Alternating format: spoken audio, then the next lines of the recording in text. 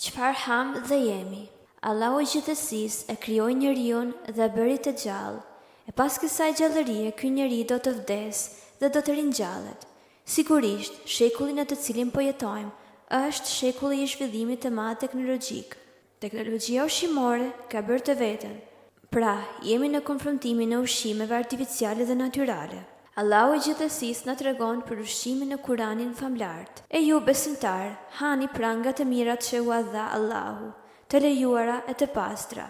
Jini mirënjohës për dhuntit të Allahut, nëse jeni të sinqert në adhurim vetëm ndaj Tij. Sigurisht, të mirat që i marrim nga toka dhe qielli janë të shumta, por duhet të kemi kujdes çka ne ham dhe pim.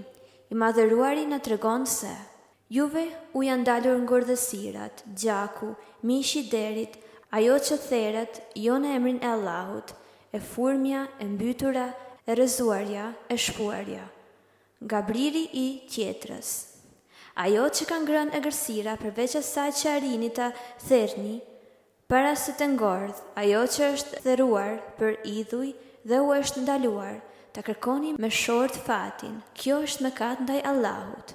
Tashmë, ajo që mohuan, humben shpresën për fen tuaj. Se do të ndëroni, andaj mos u friksojuni atyre, por mua të më friksojni. Sot përsosa për ju fen tuaj, plotësova ndaj jush dhuntin time, zgjodha për ju islamin fe.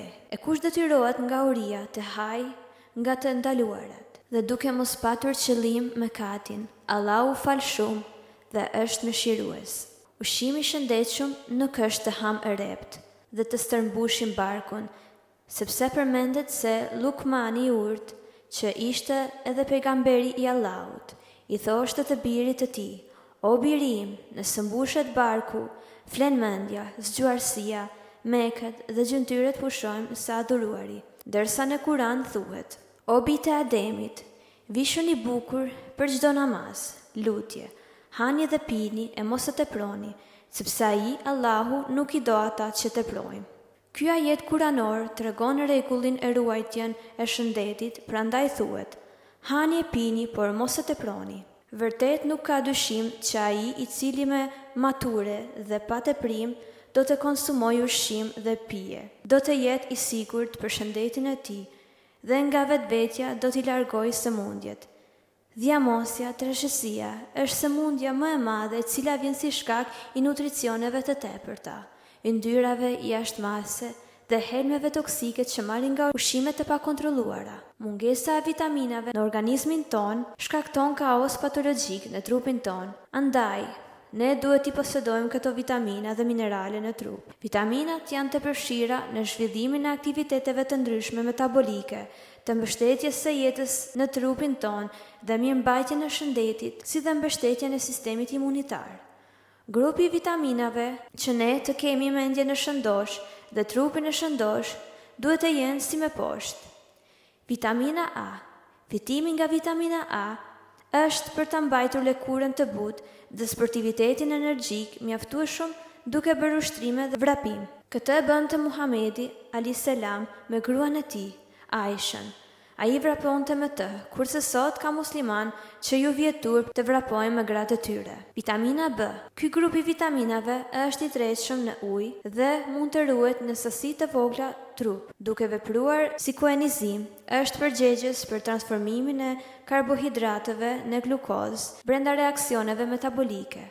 Ky grup i vitaminave shpesh ndërveprojnë me njëri tjetrin, dikon në disponim, prandaj Muhamedi alayhis salam urdhëronte në disponim dhe ishte njeriu më optimist dhe shpresdhënës nga të gjithë. Vitamina B1, gjithashtu i njohur si thiamine, është një shenjë paralajmëruese e reaksioneve metabolike, e oksidimit dhe proteinave. Karbohidrateve.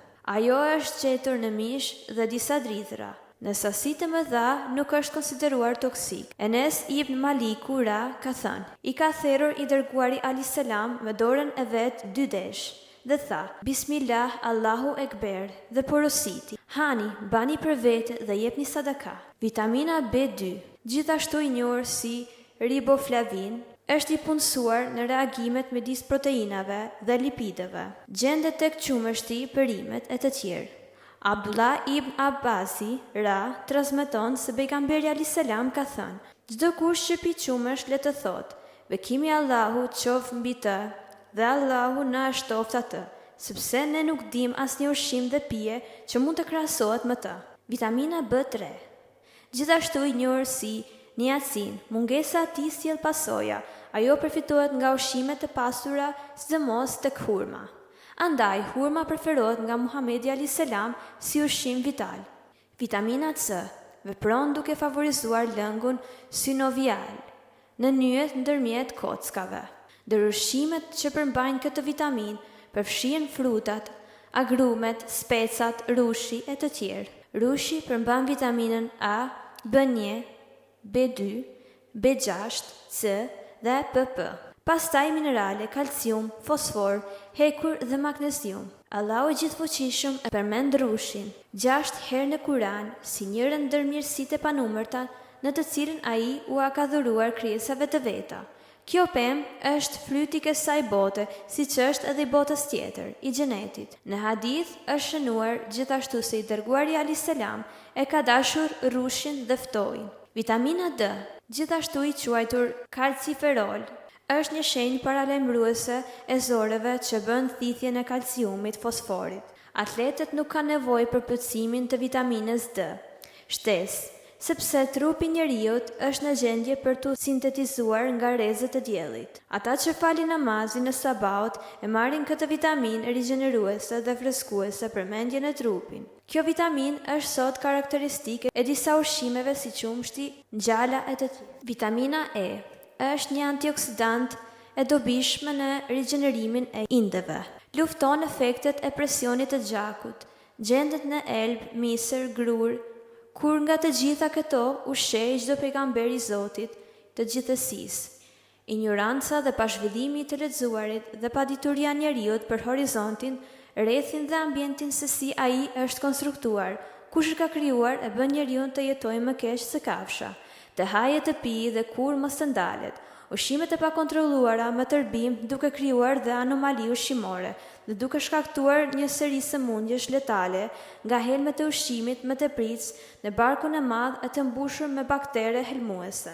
Ushqimet e sotme që ne ham, edhe buka e fabrikuar me aditiv, mungesa e vitaminave, ushqimet e falsifikuara dhe artificiale, sjellin pasoja shumë të rënda në formimin e personalitetit njerëzor. Përveç sëmundjeve të reja që mund të dalin, që kur historia njerëzimit nuk i ka përjetuar më parë. Andaj, kthimin e ushqimit tradicional, mbjedhjen e tokës, mbajtjen e kafshëve sipas Kuranit dhe Sunetit, e shpëton këtë shoqëri nga rënimi gradual që po i vjen dita ditës nga helma toksik që marrin përmes ushqimeve artificiale. Për këtë kohë sprovash i ka folur pejgamberi alayhis salam, ku një shok i tij e pyeti: "O i dërguari i Allahut, çfarë më urdhëron të bëj nëse arri ato?"